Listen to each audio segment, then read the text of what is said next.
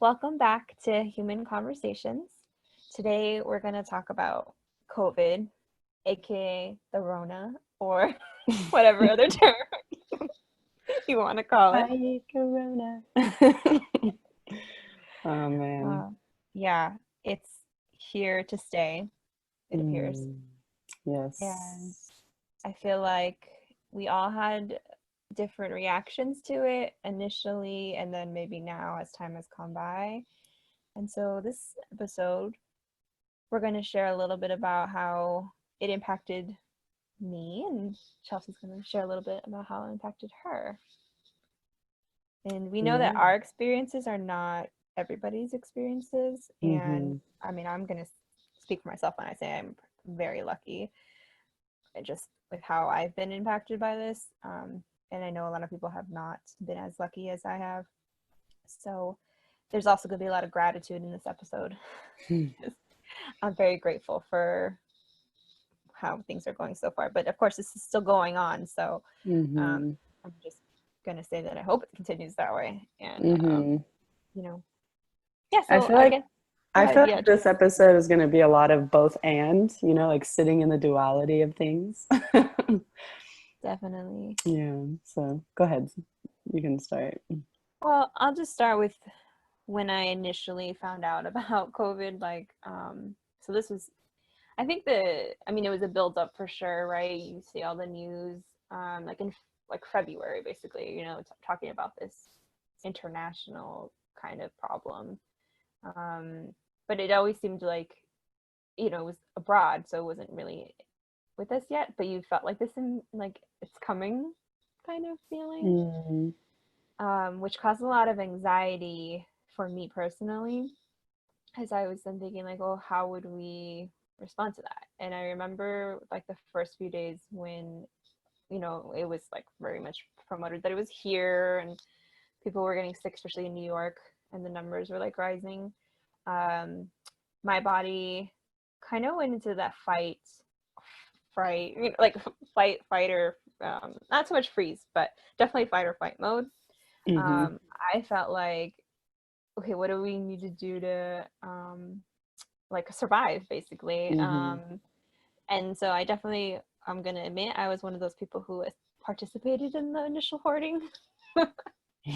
From Wait, my the family. initial hoarding? Yeah, like the hoarding of the groceries and like Oh, buying all the necessities. Like we went really mm-hmm. early to the grocery store to like stock up on like pasta and things like that, because we were really concerned that they were going to run out of food. Um, and at that point, people were already starting to do that, so we were also like worried about that. Mm-hmm. Um, so my initial reaction was that, because when I feel like I'm in an uncontrollable situation, I am usually pretty proactive about things to try to take control and feel a sense of more safety. Yeah, I remember you sending me messages. Be careful, don't do this, do this. Yeah. I'm also concerned Yeah. about getting sick. Yeah. My In my family, there's a current family member who has cancer. Um, she's not in remission.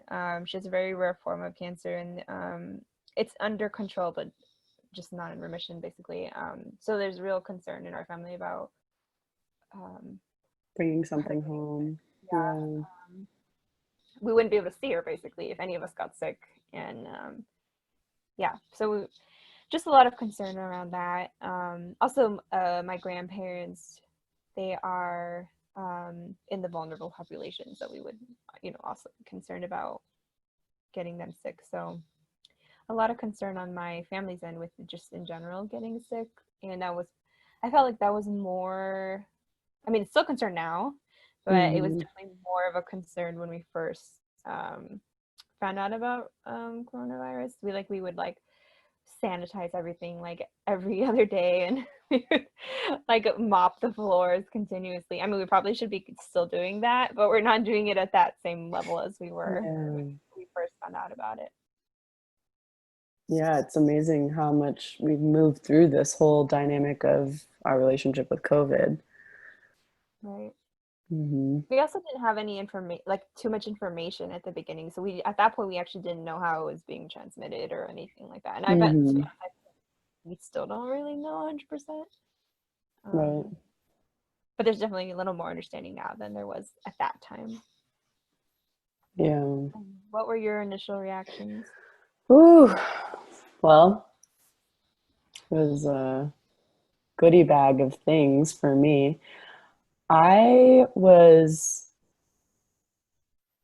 looking forward to not having to make an excuse of other things that I felt I should be doing. There was, with I try to maintain my health as much as possible with what I do, with being a therapist and working with people and their emotions. And so I before Corona, I would often feel a lot of pressure on myself to go to the gym, take the yoga class, make sure I'm, just doing all the things. And once Corona hit where we had to quarantine, I thought, oh my gosh, like I just felt that weight was lifted off my shoulders. And I had a little bit more room for myself. But in the same breath, or I guess I should say, and in the same breath, I live at home, and so it shook our family dynamic up a lot. And for me, not only was my room a place where I could, chill out, kind of get away from some of the noise inside for a little bit, but now it became my workspace and all of everything else. Even if I wanted to connect with my friends, I was sitting in my room through Zoom. So a lot of my boundaries were being crossed, and my friend, who's also a therapist, she actually pointed that out and put language to that, and it was really helpful for me when she said that, because it kind of gave me permission to be more thoughtful and compassionate towards myself. But initial was very difficult for me, Melanie. My family and I, we during any sort of adjustment, I've noticed we tend to kind of we get kind of aggressive towards each other, and people are at different spots in their lives, and so it's difficult to have words for each other to hear in the way that we mean them. So it's just been a navigating game, and I think now we're obviously in a different place. But in the beginning, it was really hard on all my relationships, and I think for everyone, it has been hard for all of their relationships. I think what I was reminded of is to really give myself permission just to be in it. Like, here you are, you're in it. You got to deal with it. This is a time for you to put that self-care into practice, because there was no, you can't go out. So there's no way you can just, it's not going to be solved. There's no problem that can be solved. You just have to be in it. So Yeah, so going off of that, definitely in the beginning, adjusting to the working from home was a struggle with the family, and again, respecting boundaries. And there was more frustration at that point because we were trying to figure out a schedule, and for them to know like they need to be quiet during certain hours of the day. yeah. And things Yeah. like that. Right. So that was an adjustment for sure. And that didn't always get communicated effectively. But things eventually worked out. And again, because I'm back to the gratitude, I have very good relationships with my family, and they're very understanding and compassionate, definitely want what's best for me. So they will, once we communicated and figured all that out, they were totally on board with being more supportive. So things like that, I feel like I'm probably luckier than most people in that I have that support, and like our dynamics were always good. We always get along generally. So we don't really have any arguments because of being confined or anything. It was more a sense of us feeling like bored, like okay, what do we do now, kind of thing. The boredom was definitely there in our family. See, But it's like that's the opposite of my experience because we had, you know, every hour on the hour arguments. um, and I mean, I'm used to, I don't know if it's just the family culture and just the nature of us being able to be confronted with each other, but I noticed for myself, I had a lot of old patterns show up where I even became very angry at one point, and I haven't. This was literally the beginning of COVID. I used to get very explosive sometimes about my emotions because in my family we don't really talk about or model emotional regulation before having important conversations. So that's something I've had to learn on my own. And so in the beginning of COVID, I was thinking, wow, I haven't felt like this since, you know, high school or even maybe beginning of college. Like this is so interesting that I feel so, you know, I don't know, I was just feeling such a mixture of emotions. So one thing that in the same breath of what you were saying with the gratitude, I was able to somehow, and I think this is just part of the healing that's been able to happen over the past few years for me.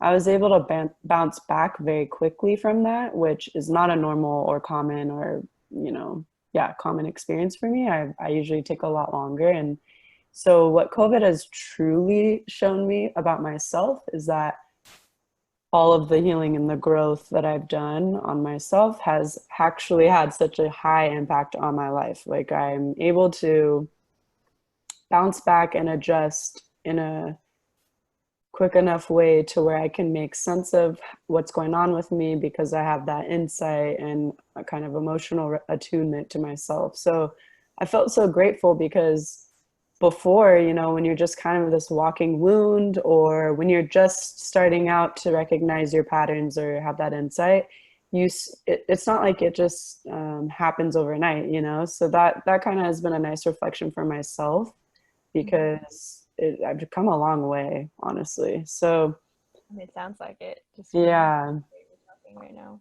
hmm it's that part has been, I would say, that's the gratitude piece for me that you're talking about for yourself. That's it's huge for me because you know, you don't know if you're ever going to get to something like that. So I'm really grateful for that, for being able to do the work and have it show and feel it, you know. Mm-hmm. I think something that was more of my process though, like I liked the fact that things slowed down and like life kind of stopped for a minute. Mhm. Um, Mhm. Not that I ever felt like I mean, you know me, I don't go out very much anyways because school Mm. and I know we can't. um but I feel like even though I don't go out a lot, it was nice to know like that the world stopped a little bit, so I didn't feel so much Mm. like not that I felt pressure to be out in the world necessarily, but you always feel like a sense of like you're missing out on something when you're home with Right. family member, FOMO. Yeah. right? But it's So true. It's the outside pressure, you know? right. It's not even just because I know both of us aren't the kind of people that, oh, they're doing it, so we have to do it. That's not us. We wouldn't be in the school program if that were the case. But I do think that we're both normal, you know, 20-something-year-olds who kind of just want to have some fun sometimes, you know? Mhm. So that makes sense, that I'm no pressure. longer in the 20-something-year-olds category, but Okay, that's true. That's it's true. about how young you feel, right? Yes, there you go. There you go. But it's yeah, definitely. So like I appreciated that I it slowed down a little bit too, and that time I used to connect with my family more. We would have like family meetings regularly and stuff, and that was stuff I didn't do since we were little. So it was a nice kind of little shift of like a sense of maybe responsibility lifted a little bit for a short time, but then that came back. Um, and then it was trying to do all of the things I needed to do for work and school and my doctorate all at hmm once. via like working from home, and it was a hard time. I wasn't as engaged and I wasn't as connected initially. Um, I guess mostly because of that transitioning part and me getting used to it. Also, I'd never done telehealth therapy as a form of service delivery for people in my life before COVID. And I'd always had kind of these, I guess, like apprehensions about it. And that's why I didn't like love the idea of it. Mm-hmm. Um, Personally, for me as a clinician, I just felt like I would be more effective in person with someone than via Zoom or, any kind of platform like that. Yeah. Um, so in the beginning, just as a clinician, when I started doing telehealth, I felt a sense of this feeling of like insecurity that I wasn't as good of a clinician anymore. Even though I was doing the same thing that I was doing before. And it was like what I felt like as if I was doing therapy again for the first time. Mm. Um, but after a few sessions, I realized that that was more just my own anxiety and Mm. not necessarily anything to do with my ability, because my clients were still receiving the same, hopefully they all think, quality care. And and after a while, actually clients like it better than it's more convenient for them, to be honest. Mm-hmm. So then Right. coming into session, and obviously right now, it's more dangerous to come in anyways, but yeah, so it's interesting how that shift happened anyways. That's part of what, so that anxiety that I was feeling just in Right. general during that time, like because of health reasons and like, life. And then I was also feeling anxiety related to work. Um, that has definitely shifted. I actually don't feel as anxious now than when COVID first started. Oh, wow. I appreciate you being vulnerable with that because, I mean, first of all, you've started your own practice. That's huge, and to do it during a time where collectively we're going through such an uproar of here's all your stuff and it's all going to come and be thrown into your face. Oh yeah, and then you have to do school and then you have all these things going on, so I really commend you for that because it's hard to be vulnerable in that. I went through my own experience with the similar thing but with a different, I'm studying right now to take my clinical exam, and so I'm not working currently, and I'm also working on my dissertation. And for me, I had this huge competency insecurity show up, and I processed it a lot with my therapist because one of my things is I tend to go into the shame story that has been passed down to me. And something that I was able to do was very cathartically as well. I wrote something about shame, and that was it was like a deep birthing of who I've come into now. Kind of like I kind of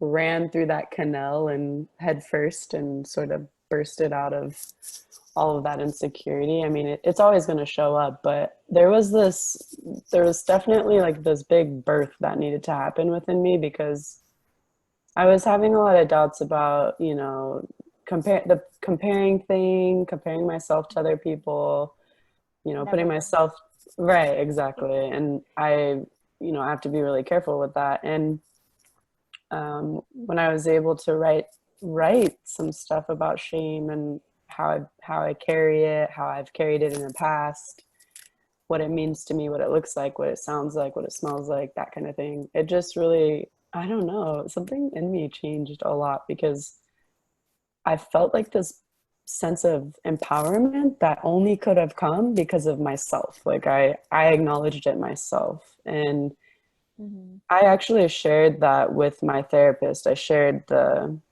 passage that I wrote, and it was really nice. I think I don't think I could get through all of this without those supports and practices, like really telling myself, Chelsea, you really gotta do these rituals that you're used to doing and doing the practice and really putting the work in, because without that, you can fall back on those patterns that are so familiar and comfortable, but really in the end they're really uncomfortable because you just, they get you spinning around. So I don't know, I So for just think you, it sounds like for you, like just the witnessing of your own mm, shame made you feel like you could now conquer it. yeah. Yeah, it was really nice. Uh-huh. Well, I was just gonna say, I think that really is where a lot of healing can come, is when you feel, if when you feel capable enough, or if you want to say empowered enough, to really step into yourself and make friends with your shadow, or make friends with your patterns, or your, the not so yummy parts of yourself. Like the acceptance of Hmm. self as a whole, all of you, all even the parts that you consider dark or dirty or Right. unlovable, right? Hmm. Exactly. And that's And a big growth for sure. I know. And in the same breath, my family, we got ourselves a puppy. New life. Oh my gosh. I know. And what's the most interesting part about having this new puppy is seeing what it brings out in my different family members, seeing Mhm. kind of their process go on, because I'm that wallflower who's observing everyone, and seeing all the different things come up, and that has been the most interesting, really, like by far. It's that's a common thing that happens for people who become therapists. I feel like Yeah. they learn to see their family from an outsider perspective some of the time. It's not easy to stay in that place, but Hmm. you get glimpses of it when you learn how to do it. I think anybody can do it. I mean, not just therapists, but it happens much more commonly, of course, to therapists because we're learning all about those different things, especially how family dynamics work. But I think as an individual in therapy, for sure, you can learn these skills also. And sometimes it's very much needed that you need to be able to take a step away, like emotionally, in order to connect. Yeah. Hmm. Oof, I'm so glad you brought that up, because I was thinking sort of this theme that's been the past, I'd say like the past 2 weeks, maybe a little bit longer, is that idea of taking space. Because there's so much wrapped up in that idea of, oh, taking space, like what does that mean? I remember you and I had a conversation about boundaries, and that could be another form of what space looks like, right? When you tell another person, this is what my space looks like, so please honor that. Or just letting them know, not asking, but letting them know, in order to maintain that sense of safety. And that's been a huge thing for me. And not just because I want others to honor mine, or I want others to respect it, or whatever the case may be, mostly because I have to make sure I'm relying on my own sense of space. And in that process, I've actually really learned about a lot of self-trust, because when you set up that boundary with yourself, it teaches you the structure of what trust looks like for yourself. And I think that's why it's so important to hang on, because things can feel so strongly, and then the next day, when you push through it, or when you just sit in it and lean into it, it's so interesting to see what changes for you. And then how much you take a step back and you're like, well, I did that, and now I trust myself. That's something that's really, I think that's part of what's, when you're like, when I shared about the stuff, or the shame stuff, I think that's what's really helped, is just leaning into it, as yucky as it feels and as emotional as it can be, and then feeling this sense of trust for myself. I think that's just the biggest gift that I feel like that someone can really give to themselves. Mm. So this time of COVID has helped you grow. Sounds like I uh, know. Not very in an much. easy way though. Right. I think that's a common thing for many Yeah. people.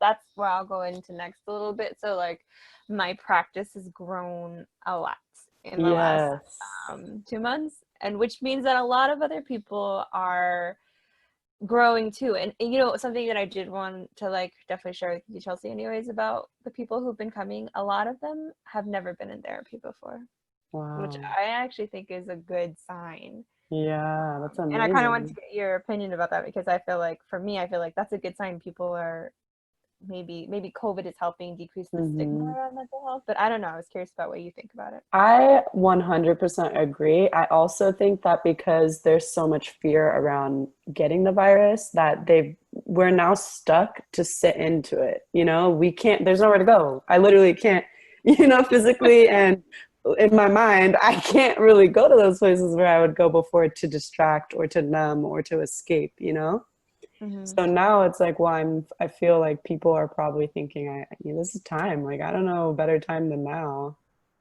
So I would To go 100% work on agree. myself. I hope so. Yeah. I hope they're thinking that way. I mean, they're also working on their relationships. Definitely getting a lot of a lot of couples referred, Ooh, yes. which Oh my makes sense. gosh. You know, they're living together in a way that they never had to live together, probably. Right, right. So, and a lot of people I think are having to look at their stuff. Basically, it's kind of what you're saying. Like Hmm. they're, Right. you have to look at your stuff now, and they can't distract themselves away from it and numb themselves away from it. Some people are definitely numbing themselves away from it, which is also why I'm Hmm. getting referrals because substance abuse is going up Hmm. also. Um, but in general, I feel like it's a good move that they're reaching out because that means Yeah. that they know that people are there to help them, and that makes me feel good anyways as a clinician that these people Hmm. who have never been in therapy before are trusting this process and Right. are hopefully going to grow from, I mean, I think they will just by the fact that they took the step, but are going to grow from this process of being in therapy and looking at what they want to work on, you know. Yeah, and how hard it is to reach out just in general. I know for me, that's a big thing. In the beginning, I had such a hard time reaching out to friends. Um, and that's just because of a mixture of things. There's really not one reason why, but I honestly feel like that's one of the hardest um, steps to take is simply reaching out and actually doing it, reaching out to a therapist and saying, hey, I need help, you know? Yeah. Mm. Yeah, and then there's so many people actually being excited about starting this process too. A lot Mm. of the people who have never been in therapy, they're excited about it, which is like, you would think they would have a lot. I mean, they're probably a little apprehensive, a little bit anxious for sure, some of them, but there's also this sense of excitement about Mm. starting this process. So it makes me really hopeful that maybe COVID, one of the benefits, anyways, of it might be that it has helped with changing the way we look at mental health and Mm-hmm. the fact that maybe we're normalizing it a little more as, just like when you're sick with the cold, you go to the doctor to get a checkup. Similarly, mental health, if you're a little sad or depressed or a little anxious, you go get a checkup, you know? Right. Yeah. I know I'm excited for that too, because I do hope one thing too is how much the resources have grown as well, how much access Mhm. to even just seeing it on social media, people are seeing all these different resources. And that has been so exciting for me because I think that when something great exists, it should be shared, Mhm. or it needs to be shared. So that has been really positive. And I know for myself, even I've been able to, use some of those resources that I would either share or that I see, circling around. So that's been really cool. Yeah. So what would you say, I guess just to wrap it up a little bit, Mhm. currently now, where would you say you're at compared to where you were starting COVID? I'm feeling more of a positive mindset about all of the things that I've been able to gain from COVID. So like I was able to do some some trainings and some CEUs, so that was cool. It helped me spend some more time on my career and um, kind of working on my practice and all that entails. Mm-hmm. Um, so I'm feeling good about moving forward in regards to me, anyways, and where I stand. And my anxiety is definitely a lot lower. Mm. Probably lower than it should be. I mean, it probably should be up more because the numbers are going up in California. But I'm also not going out again. Like, so I'm being mindful of my health and doing things I need to do for myself, my family. But I think because of that, I have a more sense of, I guess, a little more peace of mind moving forward. Wow. Yeah, I would say for me, I definitely feel like my 2 feet are now planted on the ground as opposed to kind of feeling like I could be pushed over and fall over and then get back up and then pushed again. Um, I do feel this sense of, I'd say, kind of what you were saying, like that sense of empowerment, the sense of self-trust. I think because we know a little bit more about some of these things going on around us, that it definitely alleviates anxiety for me. Um, yeah, I would say I feel more grounded than I did before. I definitely have my days where I just wake up and it's like a train ran me over and I haven't even started my day. And I have to really make sure one thing that's keeping me not just physically, but really, really, really, really mentally grounded is I've been doing these new workouts probably I think I mentioned this a little bit before. These workouts have really helped because I get such a gnarly sweat in, and I do it every day at 9 o'clock in the morning, and it just really sets the tone for my days because I've had to have somewhat of a schedule for studying and everything and making sure I'm keeping up on my dissertation and stuff. So I don't know, I've noticed a shift in my mental health just even doing that, because yoga is always a big thing, but just implementing something new I really, really liked it. It's something that I've really leaned on. So And you want to grounded. break up monotony, and this time of COVID can get very Mm, monotonous. right, right. So um yeah, I'm appreciative, but it's not perfect, but I think that's why I like it. So Well, yeah, but we should never aim for perfection. exactly. The best that we can do, right? Mm, And I think yeah. everybody's doing the best that they can during this time. And, only time will tell what the, you know, final, I guess, impacts of COVID will be on Hmm. all of us. Yeah. Yeah. I'm so grateful for you. I'm grateful for you too. Hmm. Well, thank you everyone that have been following us and sharing our podcasts. And please, we're always open to any topics that you want to hear about, or just anything. Let us know. You can message us on Instagram, YouTube, wherever you Yeah. feel most comfortable. Alrighty. See All you right. next time. Talk to you next time.